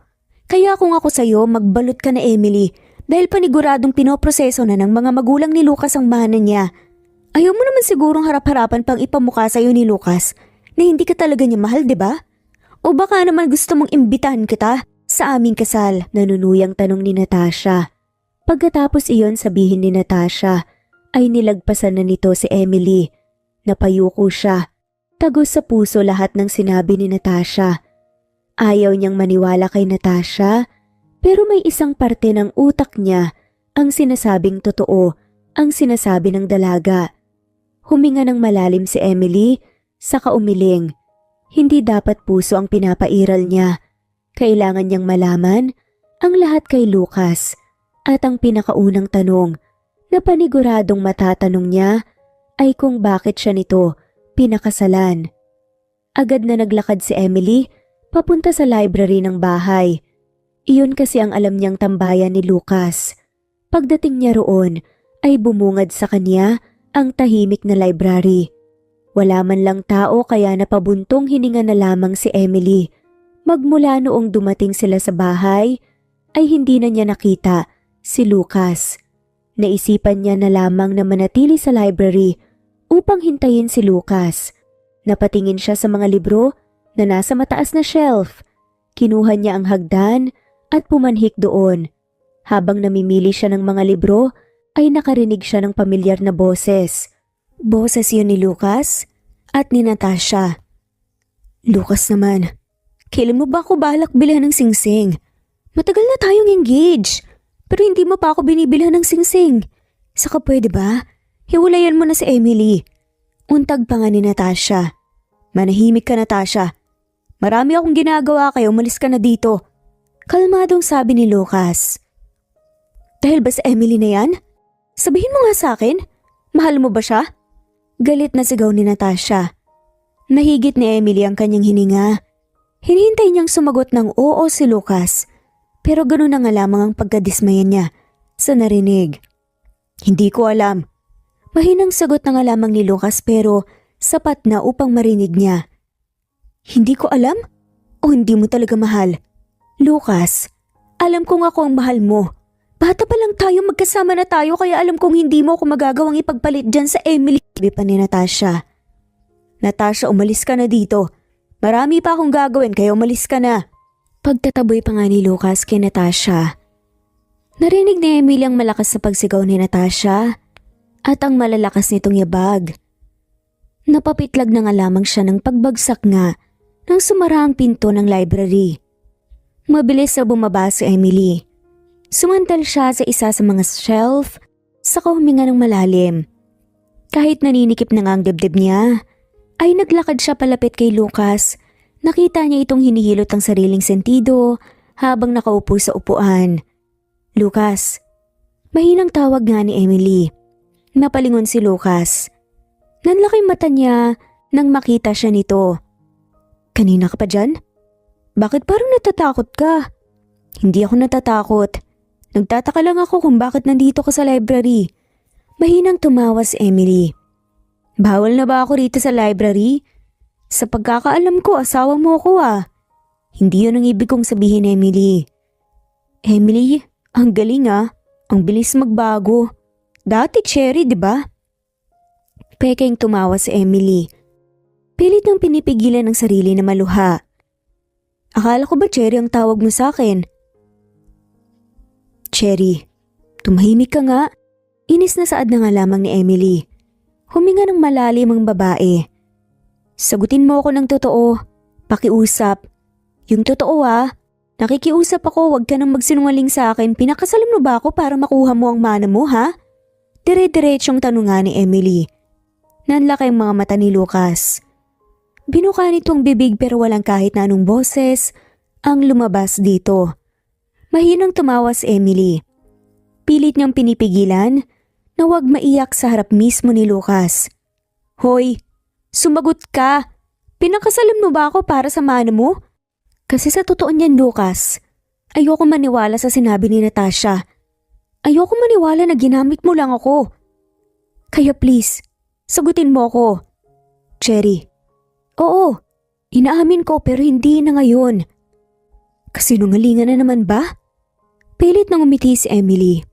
Huminga siya ng malalim at hindi na nga niya na malaya na tumulo na pala ang luha niya. Lucas, mahal kita. Tapos ganito ang binigay mo?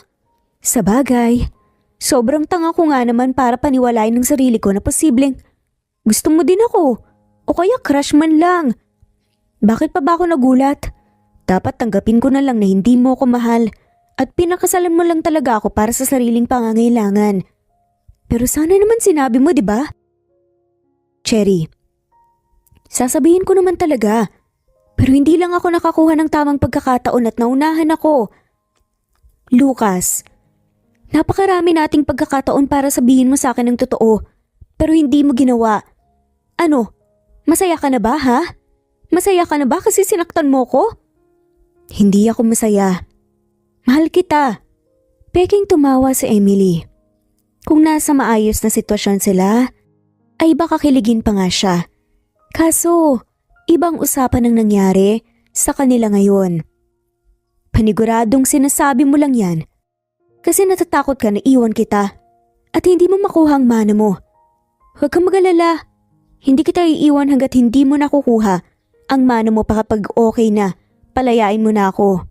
Tumalikod si Emily, saka mabilis na tumakbo palabas ng library.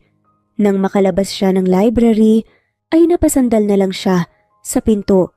Tuluyan na ngang bumagsak ang kaniyang mga binti dahil sa panlalambot nito. Parang hinahalukay ang dibdib niya, lalo na kapag iniisip niyang ikakasal sa iba ang lalaking mahal niya. Marahas na pinunasan ni Emily ang kaniyang luha. Hindi siya pwedeng makita ni Natasha na umiiyak dahil lang sa nalaman niya.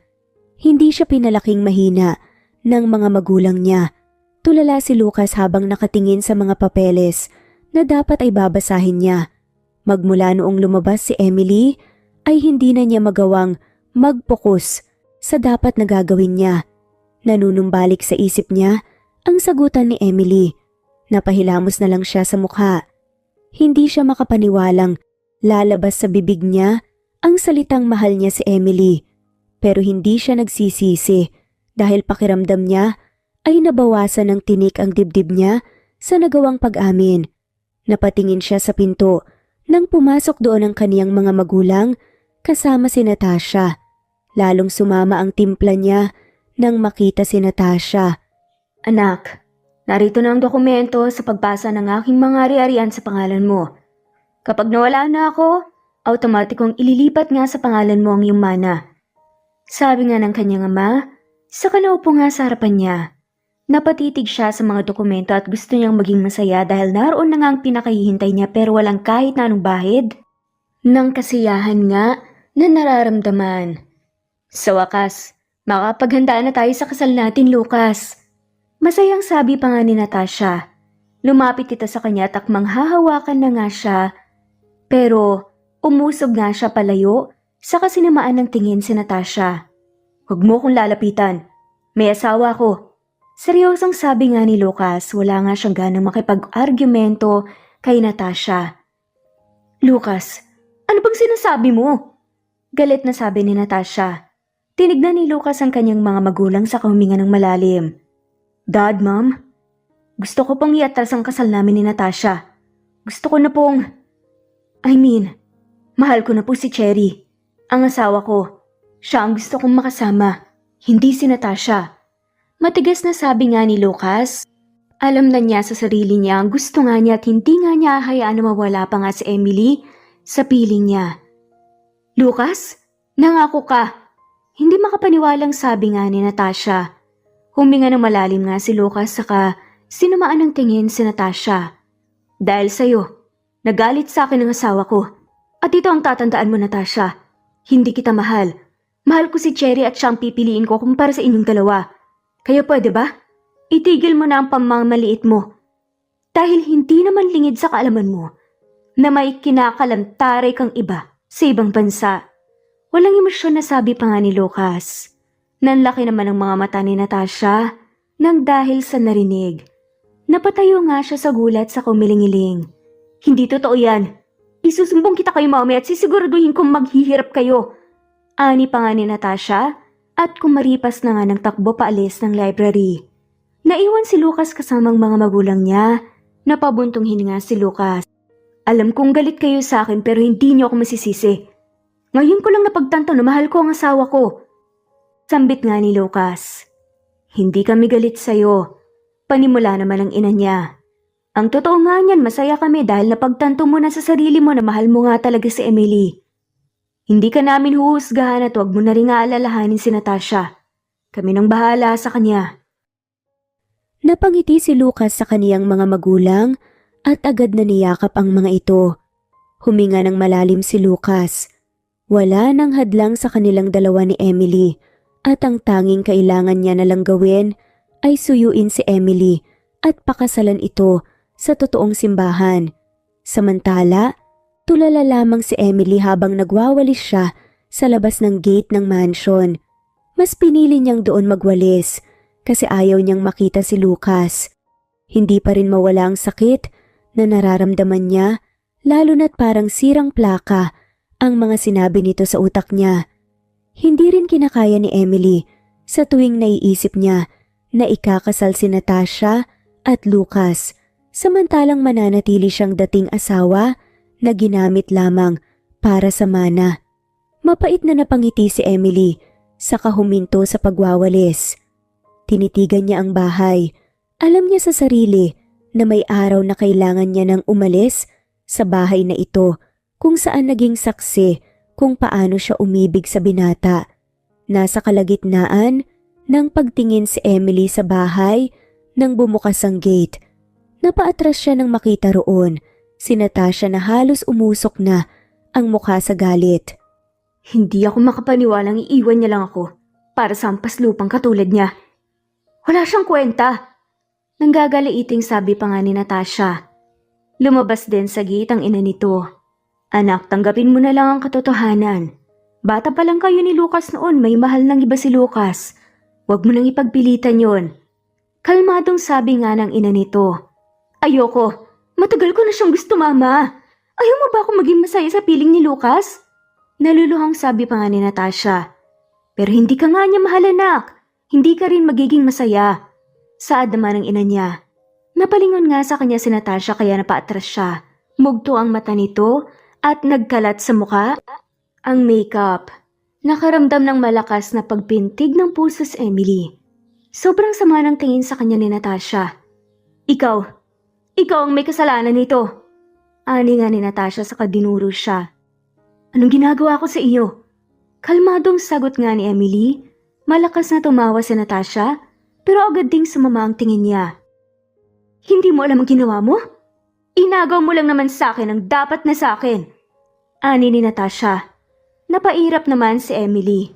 Hindi siya magpapatalo sa babaeng to. Hoy, Natasha, wala akong inagaw sa'yo ha. Wala? Nagpapatawa ka ba? Palibasa kasi mukha kang pera kaya desperada kang agawin sa akin si Lucas. Tandaan mo tong hampas lupa ka.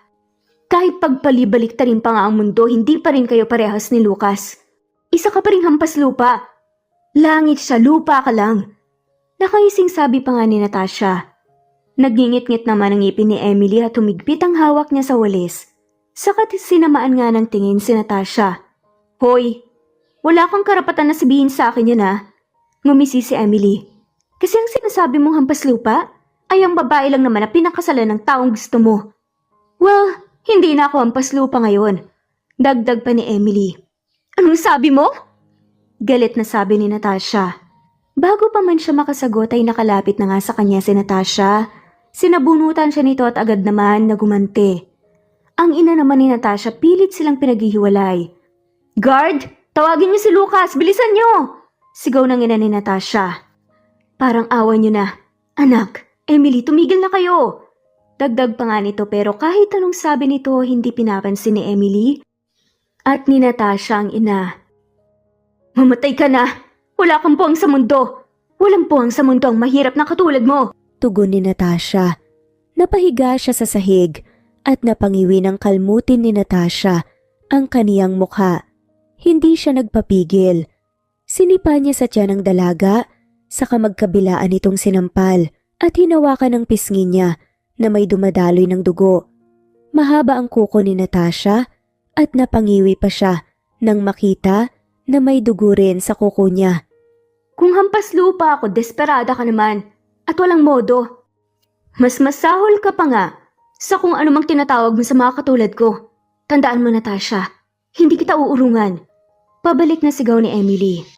Hindi ikaw ang babaeng magbibigay ng takot sa akin, Emily. Sabi pa nga ni Natasha, naglakad dito palapit sa kanya, kaya napaatras nga siya. Napangisi si Natasha, at lalong hindi ikaw ang babaeng aagaw sa akin kay Lucas. Dagdag ni Natasha. Nagulat si Emily nang lumapit sa kanya si Natasha at tinulak siya sa kalsada. Bago pa man siya makatayo, ay napansin ni Natasha ang isang malaking van na mabilis na naglalakad palapit sa kanya. Sinubukan niyang tumakbo pero hindi pa siya nakakahakbang ay naramdaman ni Natasha ang malakas na impact ng sasakyan sa kaniyang katawan. Ramdam niya ang pagtilapon niya sa isang bahagi ng kalsada at ang malalakas na sigawan, pero ang mas nangibabaw dito ay ang sigaw ni Lucas. Nanghihinang napatingala si Emily. Naramdaman niyang may bumuhat sa kanya at nang tingnan niya ito ay nakita niya si Lucas na nag-aalalang nakatitig sa kanya.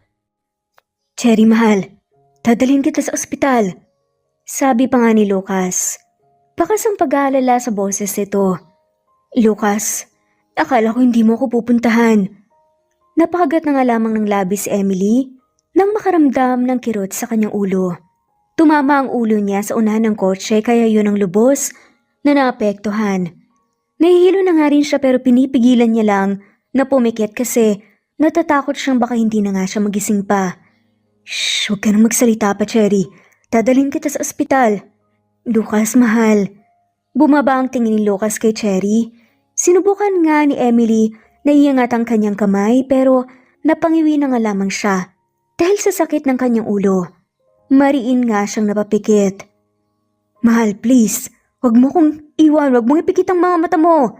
Naramdaman ni Emily na nilagay nga siya sa sasakyan at ang pag-andar nga nito. Nanatili pa rin nakapikit nga ang kanyang mga mata. "Cherry, please. Nagmamakaawa ako. Huwag mong ipikit ang mata mo."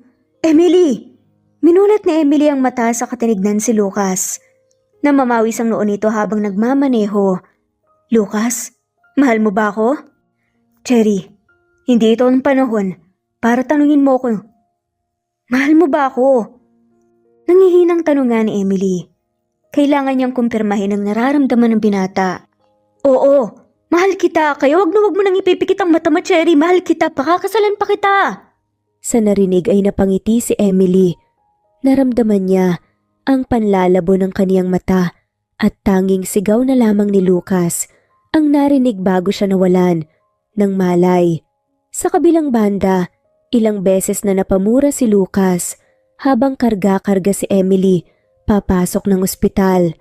Tuluyan na itong nawala ng malay at sa tuwing iisipin niya pa lamang na mawawala si Emily sa buhay niya, ay pakiramdam niya ay naninikip ang dibdib niya. Agad siyang dinaluhan ng mga nurse at inalalayan siyang ilagay si Emily sa kama. Pagkatapos ay pinigilan siya nito na makapasok sa loob kung saan gagamutin si Emily. Nanghihinang napaupo si Lucas sa upuan.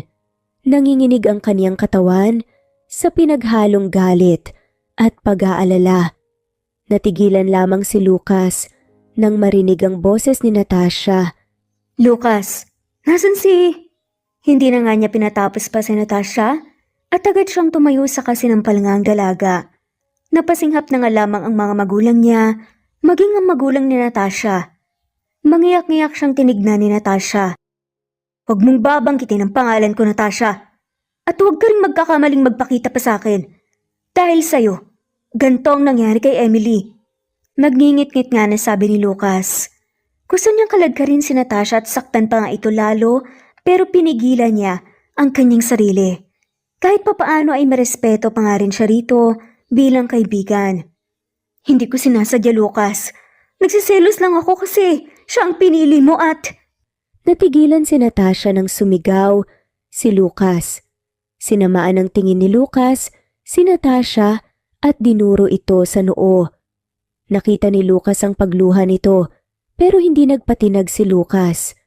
Walang epekto sa kaniya ang iyak ng dalaga dahil mas umiiyak ang puso niya sa isiping nasa emergency room ang babaeng pinakamamahal niya.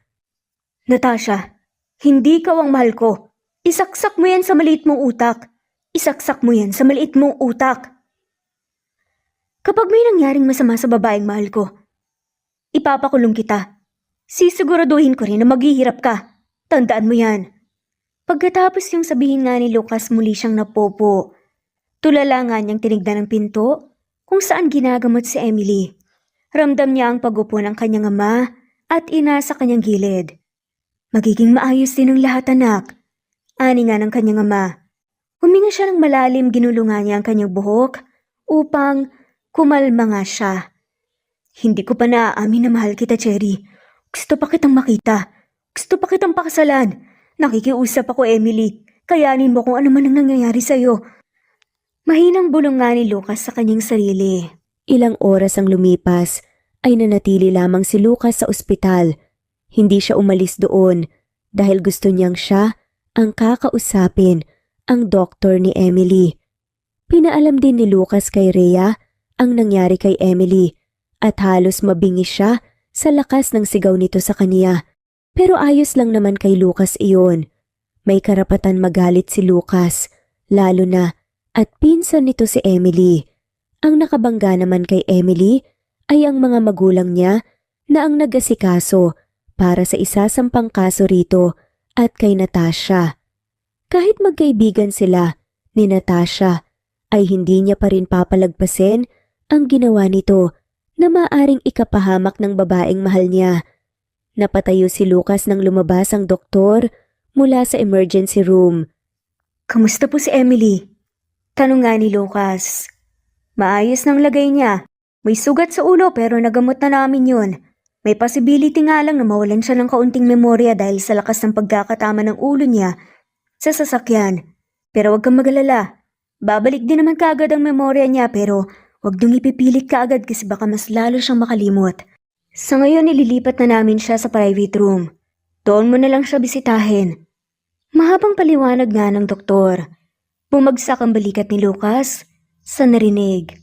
Mahal, huwag mo naman akong kalimutan Mahinang dasal nga ni Lucas. Nagising naman si Emily na puting kisame ang bumungad sa kaniya. Napaigik siya nang maramdaman ang sakit sa ulo at doon din nanumbalik sa kanya ang nangyari. Huminga siya ng malalim upang pakalmahin ang sarili.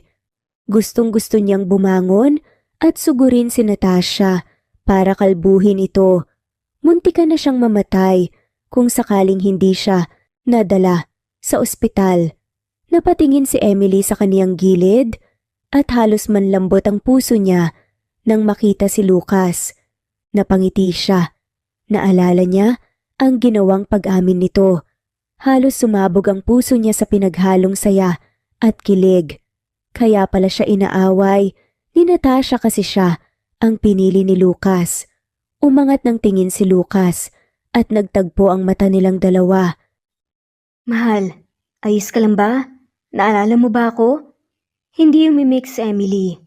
Pakiramdam niya na nigas nga siya dahil sa tinawag nito sa kanya.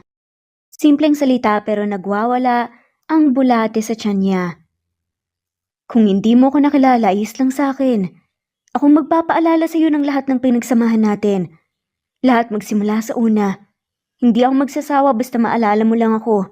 Pero ngayon masaya ako kasi nagising ka na. Nag-aalala ako sa iyo ng sobra. Pakiramdam ko mamamatay ako kapag may nangyaring masama sa iyo. Hindi siya umimik ulit. Gusto niya lang pagmasdan si Lucas na bakas ang pag-aalala sa mata at ramdam na ramdam nga niyang pagmamahal nito sa kanya. Mahal na mahal kita, Cherry. Yan ang gusto kong aminin sa'yo. Hindi mo man ako maalala ngayon pero bakit ko naman kakalimutan ang mahal kong asawa? Nanlaki ang mata nga ni Lucas sa sinabi ni Emily. Cherry? Yes, mahal? Nagulat si Emily nang tumayo nga si Lucas at walang alinlangan nga siyang hinalikan sa labi. Tumagal yun ng ilang segundo bago humiwalay nga sa halik. Hindi na nga niya alam kung ano ang kanyang re-react. Akala ko lang talaga hindi mo na ako maalala. Sabi kasi ni Doc, may possibility na hindi mo ako maalala. Wala Nakatatak ka talaga sa puso at isip ko. Napangisi na nga lamang si Emily nang mapansin na namumula nga si Lucas. Mahina siyang tumawa pero agad ding nawala nang maalala Si Natasha. Akala ko ba ikakasal na kayo ni Natasha? Bakit ka nandito? Saka yung impaktang yun, ang lakas talaga ng loob na itulak ako. San ba yun? Nang masuntok nga. Kahit isa lang. Mahinang tumawa nga si Lucas sa kahinawakan ng kanyang kamay. Masuyo itong hinalik-halika ni Lucas na nagpawala na naman ang puso niya. Wala na yun. Tinigil ko na. Ang totoo niyan, ipapakulong ko na nga talaga siya dahil sa ginawa niya sa'yo. Saka wala na rin akong pakialam sa kanya. Sayong-sayo na ako, mahal. Ikaw na ang gusto kong makasama at hindi siya. Noon inaamin ko na alam ko talaga sa sarili ko na pakakasalan ko si Natasha kasi isa rin sa mga pangako ko. Sa pamilya niya yon na magpapakasal kaming dalawa. Kaso, nang makilala kita, ikaw ang minahal ko, Cherry. Ayos lang naman yun kay mommy at daddy kaya wala kang dapat ipag-alala. Kalimutan na lang natin, Natasha. Ikaw ang mahal ko at hindi siya. Paliwanag nga ni Lucas. Kahit na, katulong mo lang ako noon. Baka naman sinasabi mo lang to kasi hindi mo pa nakukuha ang mana mo. Nakasimangot na sabi nga ni Emily. Sa isipin na yon ay kumirot na naman ang dibdib niya.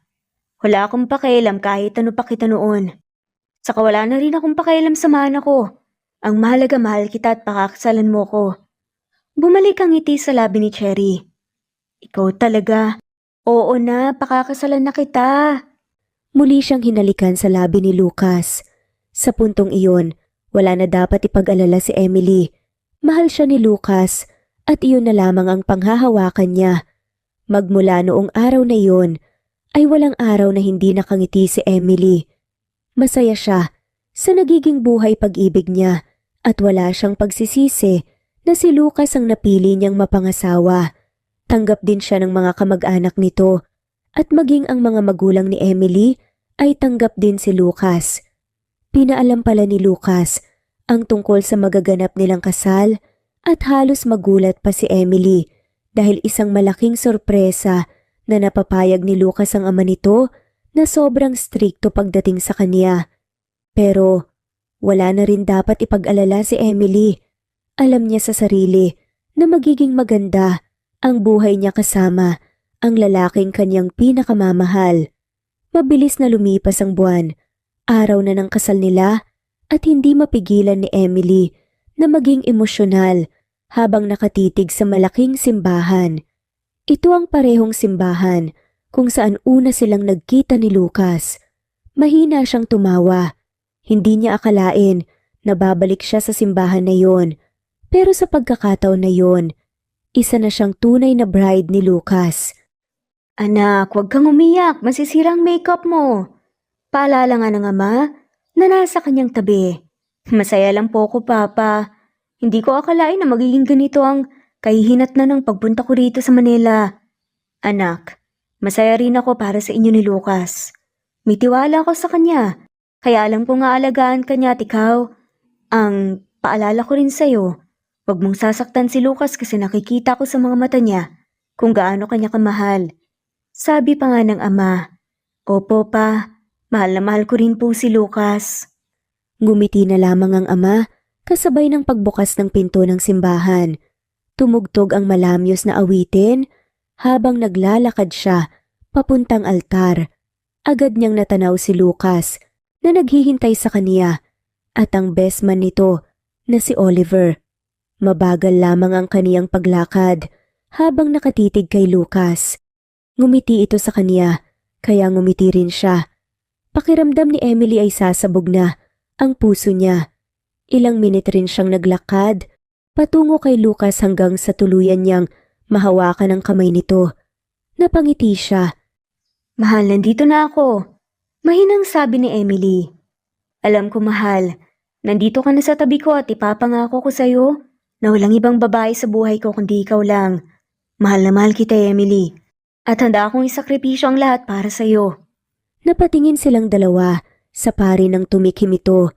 Pinisil ni Emily ang palad ni Lucas at napangiti na lang silang dalawa nang tuluyan ng simulan ang kasal.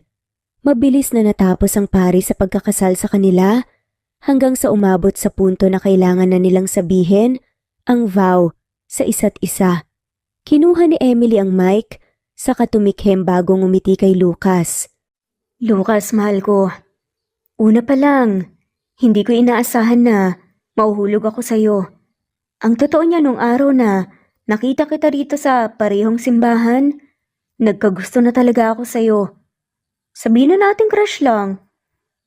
Pero ganun lang yun ha, hindi pa kita mahal.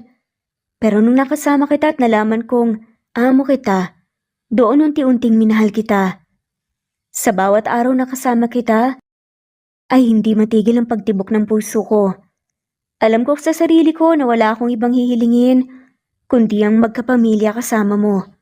Mahal na mahal kita, Lucas. Sa hirap at ginhawa, ikaw pa rin ang mamahalin ko. Pinigay ni Emily kay Lucas ang mic at mahina siyang natawa. Nang mapansin na nagpunas nga ito ng luha. Cherry, mahal. Hindi ko rin nakalain noon na mauhulog ako sa'yo. Kaso wala eh. Ako ang napagtripan ng tadhana at pinana ang puso ko papunta sa'yo. Sobrang swerte kong ikaw ang pinapakasalan ko ngayon. Sobrang swerte ko na ikaw ang magiging ina ng mga anak natin. At pinapangako ko sa harapan ng lahat ng tao na narito, sa harap ng Panginoon na ikaw lang ang mamahalin ko. Ikaw lang ang pipiliin ko at sa kahit anong problema ay magkasama tayo. Mahal na mahal kita. At promise, Emily, I love you so much. And I promise that I will love you eternally. Maluhalo ang tinignan nga ni Emily si Lucas. Ibinigay ni Lucas ang mikropono sa best man sa kainangat nga ang veil niya. Panibagong yugto ng buhay ko. Pero sa pagkakataong to, kasama na kita. Saad pa nga ni Lucas. Sa isang iglap, naramdaman ni Emily ang paglapat ng labi ni Lucas kasabay ng palakpakan ng mga tao. Buong puso itong tinugon ni Emily. Alam ni Emily na wala na siyang hihilingin pa. Ito na ang pinapangarap niya, ang magkaroon ng lalaking magmamahal sa kanya at ang bumuo ng pamilya kasama ang lalaking ito. Samantala, hindi maipaliwanag ang lakas ng tibok ng puso ni Lucas. Humiwalay ang labi nila sa kahinawakan ng kamay ng kaniyang asawa. Ngumiti siya rito. I love you, Cherry. Madamdaming saad nga ng lalaki. I love you too, mahal. At wala na nga silang mahihiling pa dahil ang kanilang pagmamahalan ay nagbunga ng quadruplets. Sobrang saya nga nila. Dahil ang pag-ibig nga ang nananaig sa kanilang buhay ngayon. Simpleng salita, pero pakiramdam ni Lucas ay nagliliparan ang mga paru-paro sa kaniyang tiyan. Muli niyang nilingon ang asawa nang umingiti sa kamera na kukuha ng litrato nila. Sa wakas, naramdaman na ni Lucas ang tunay na saya at ito ay dahil sa kaniyang mahal na asawa. Wala na siyang ibang hihilingin pa kung hindi ang kaayusan ng relasyon nila at ang kasaganahan ng kanilang bubuuhing pamilya. At dito na nga po nagtatapos ang kwentong pagmamahalan nila Lucas at Emily. Maraming salamat po sa lahat ng mawalang sawang sumusubaybay at shout out po sa mga sumusunod.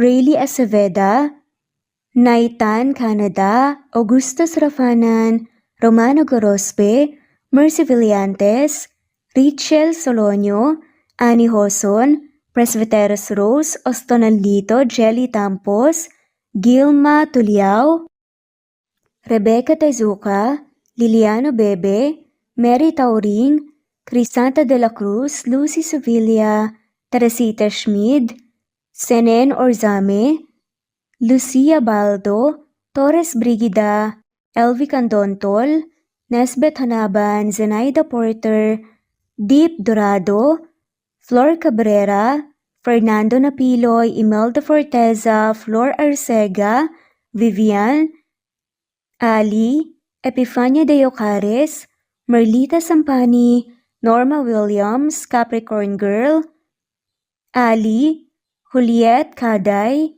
Lilia Butalon, Flor Arcega, Evangeline Zamora, Rosemary Vasquez, Helen Murillo, Geraldine De Jesus, Marilu Gulmatico, Pasita Eliazar, Elizabeth Gilas, Mercy Villantes, Anne-Marie Tenorio, Jocelyn Tariao, Prescavilla Havana, Merlin Lee, Merlilin, Ana Marie, Mercy Villantes at shoutout din po sa lahat ng mawalang sawang sumusubaybay. Maraming salamat po. I-comment lamang po kung gusto niyong magpa-shoutout. God bless everyone!